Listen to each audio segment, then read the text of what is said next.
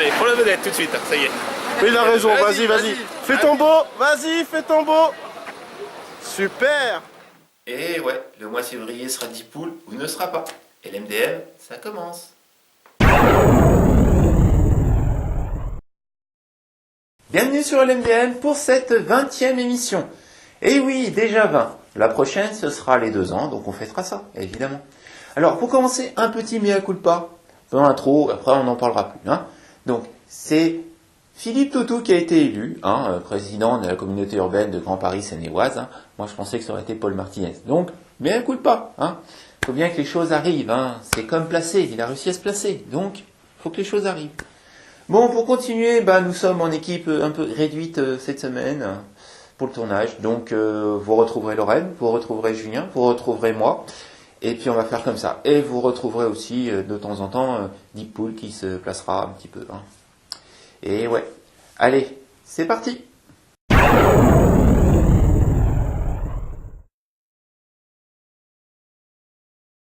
Samedi 6 février 2015, en nocturne, les Lycans des Mureaux, le club de foot US, a affronté les Kiowa de Garches. Donc ce match a été en nocturne à partir de 19h et les Lycans ont perdu 20-0. Ce qui est un peu embêtant, c'est que c'est le premier match qui compte pour le championnat régional d'Île-de-France. Donc premier match, première défaite. Il faut se relever les gars. Prochain, il faut y aller. Il est encore temps, oui, il est encore temps de s'inscrire pour les 12 km de carrière sous Poissy le 13 mars 2016.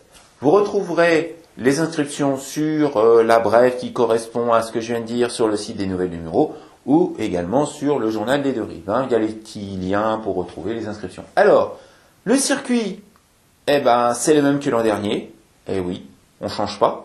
Par contre, l'année prochaine, la course sera sur le circuit d'origine, dans le parc du Peuple de l'Herbe. Et c'est pas le parc des Minimoys, c'est le parc du Peuple de l'Herbe, dont les travaux seront terminés pour l'année prochaine. Donc rendez-vous l'année prochaine au parc de l'Herbe pour la course.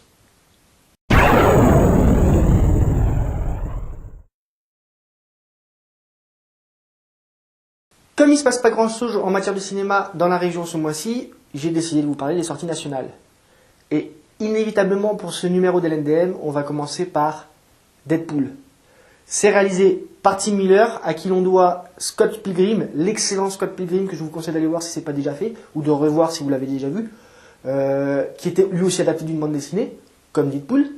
On retrouve dans le rôle principal de Wade Wilson, aka Deadpool, Ryan Reynolds, qui avait déjà tenu le rôle dans X-Men Origins Wolverine, et qu'on était impatient de retrouver après tant d'années dans ce rôle-là. L'histoire, c'est un héros Marvel atypique, qui est un peu spécifique par rapport à ceux que vous connaissez d'habitude. On est loin des X-Men ou de Spider-Man. C'est un mercenaire qui, après les expériences scientifiques, se retrouve avec un pouvoir d'auto-guérison encore plus fort et qui, du coup, va se lancer dans des trucs un petit peu loufoques. Beaucoup d'humour à attendre, beaucoup d'action. C'est quand même un blockbuster. Et franchement, de ce que j'ai vu des bandes annonces et des pubs, parce que même les pubs sont franchement excellentes, moi, je suis pressé d'aller le voir.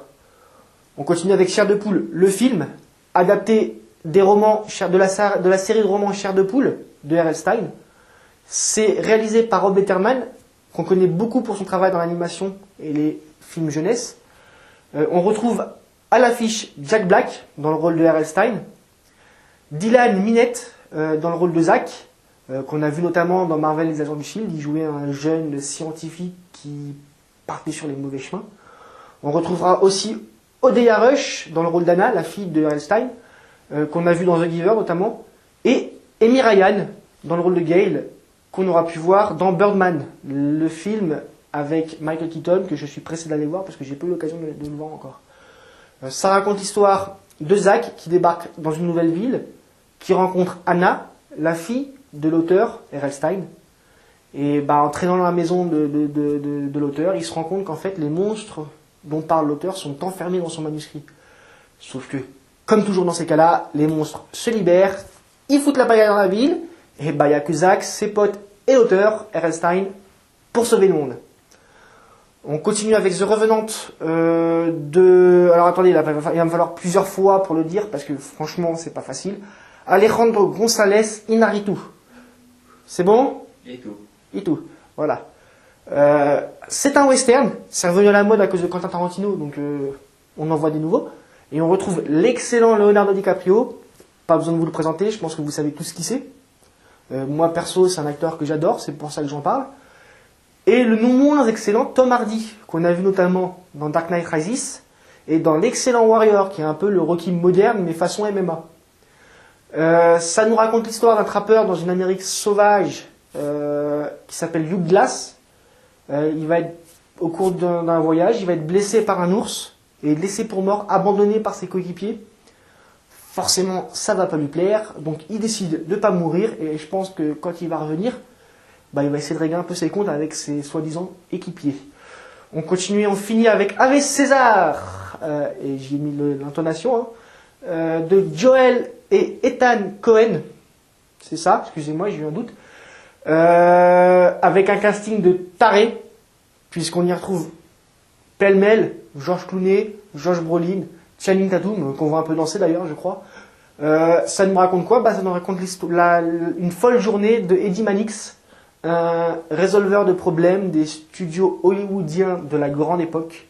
Alors je vous laisse imaginer ce que ça peut être les problèmes qu'il a rencontrés. Alcool, filles, tout ça, bref. Enfin, passons. C'est les Cohen, donc ce sera un humour particulier, mais généralement assez bon. C'est un casting, comme je l'ai dit, connu, reconnu, talentueux, et en plus il y a un peu de comédie musicale dedans. C'est de plus en plus rare au cinéma, donc franchement, autant y aller. Et pour conclure, je vous rappellerai juste que ce mois-ci sort en Blu-ray, DVD, tout ce que vous voulez, machin, The Visit de M. Night Shyamalan. Je pouvais pas ne pas en parler, puisque vous le savez peut-être, Shyamalan c'est mon réalisateur préféré. Donc voilà, si vous n'allez pas au cinéma, allez acheter le DVD. Et puis maintenant, vous pouvez couper la vidéo, parce que de toute façon, tout ce qui se passe autour, c'est pas important. Moi j'ai fini.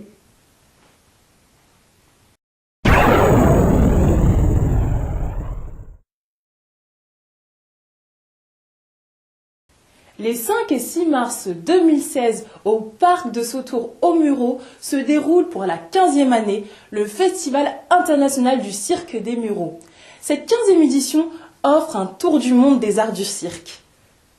Le dimanche 13 mars 2016, Patrick Bruel débarque au COSEC Pablo Neruda des Mureaux pour un concert à partir de 18h. Les places sont en vente, ainsi que celles pour le Festival du cirque à la médiathèque des Mureaux.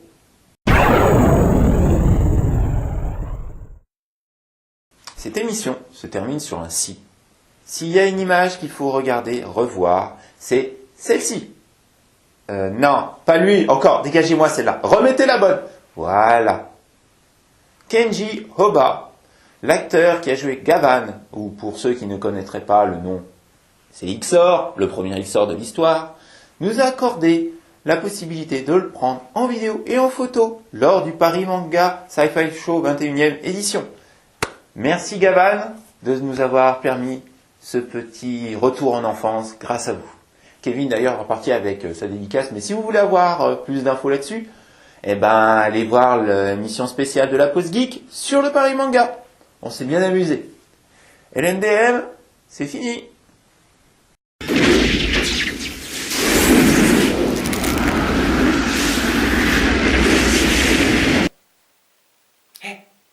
Mickaël, t'étais pas là, alors il n'y aura pas de bêtisier. Et ouais.